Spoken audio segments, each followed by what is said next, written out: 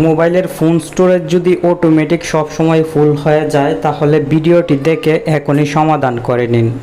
আপনি যদি ভিডিওটি শেষ পর্যন্ত দেখে এই কাজগুলো সঠিকভাবে মোবাইলে করতে পারেন তাহলে মোবাইলের ফোন স্টোরেজ কখনোই অটোমেটিক ফুল হবে না।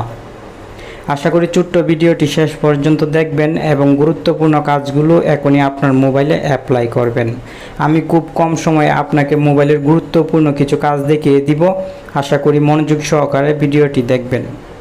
টেকন বাংলা চ্যানেলের নতুন একটি গুরুত্বপূর্ণ ভিডিও প্লে করেছেন আর সম্পূর্ণ ভিডিওতে আমি আছি আপনার বন্ধু নাসিম। আপনি অবশ্যই ভিডিওতে লাইক কমেন্ট করে আমাকে উৎসাহ দিবেন, তাহলে আপনার জন্য এমন গুরুত্বপূর্ণ ভিডিও তৈরি করতে উৎসাহ পাবো। ফাইলস অ্যাপটি খুঁজে বাহির করতে হবে এবং ওপেন করতে হবে। এই মাই ফাইলস অ্যাপটি কিন্তু প্রত্যেকের মোবাইলে ডিফল্টভাবে ইনস্টল করা থাকে। যখন অ্যাপটি ওপেন করবেন, ওপেন করার সঙ্গে সঙ্গে এখানে পেয়ে যাবেন ফটোজ, ভিডিওস, অডিওস সহ আরও কিছু অপশন। নিচের দিকে যদি চলে আসেন তাহলে আপনি এখানে পেয়ে যাবেন রিসেন্টলি ডিলেটেড। আপনি যখন মোবাইল থেকে কোনো ফটো, ভিডিও, অডিও ডিলেট করেন সেই সময় কিন্তু আপনার মোবাইলের ফোন স্টোরেজে এগুলো জমা হয়ে থাকে রিসেন্টলি ডিলেটেড ফাইলে। এই ফাইল থেকে যদি আপনি ডিলেট না করেন ফটো এবং ভিডিও তাহলে কিন্তু আপনার মোবাইলের ফোন স্টোরেজ ফুল দেখাবে। কোনো কিছু যদি নাও রাখেন ফোন স্টোরেজে তবু কিন্তু ফুল দেখাবে। আপনার মোবাইলের ফোন স্টোরেজ খালি রাখার জন্য তাই সব সময় রিসেন্টলি ডিলেটেড এই ফাইলটি ডিলেট করে রাখবেন। এখানে যে ফটো, ভিডিও আছে সব সিলেক্ট করে নিতে পারবেন এক ক্লিকে। এই জন্য গোল বৃত্তে ক্লিক করতে হবে, সঙ্গে সঙ্গে প্রত্যেকটি ফটো এবং ভিডিও সিলেক্ট হয়ে যাবে। এখন আপনি ডিলেট আইকনে ক্লিক করে পার্মানেন্টলি ডিলেটে ক্লিক করে দিবেন।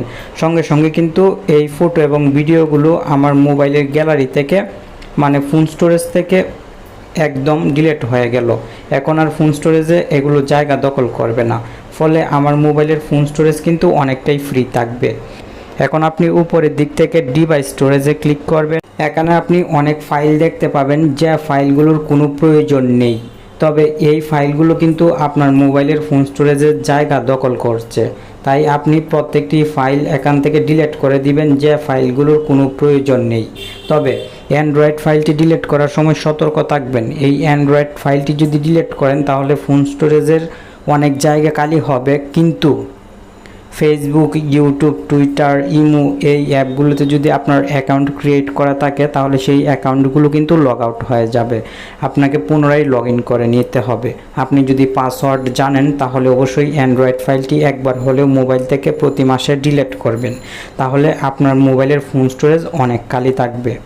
এই ছোট্ট দুটি কাজ যদি আপনি ফলো করে অ্যান্ড্রয়েড মোবাইল ব্যবহার করতে পারেন তাহলে সবসময় মোবাইলের ফোন স্টোরেজ খালি থাকবে। কোনো সময় মোবাইলের ফোন স্টোরেজ ফ্রি হবে না, আর ফোন স্টোরেজ ফ্রি করার জন্য কোনো থার্ড পার্টি অ্যাপ ইনস্টল করারও প্রয়োজন হবে না।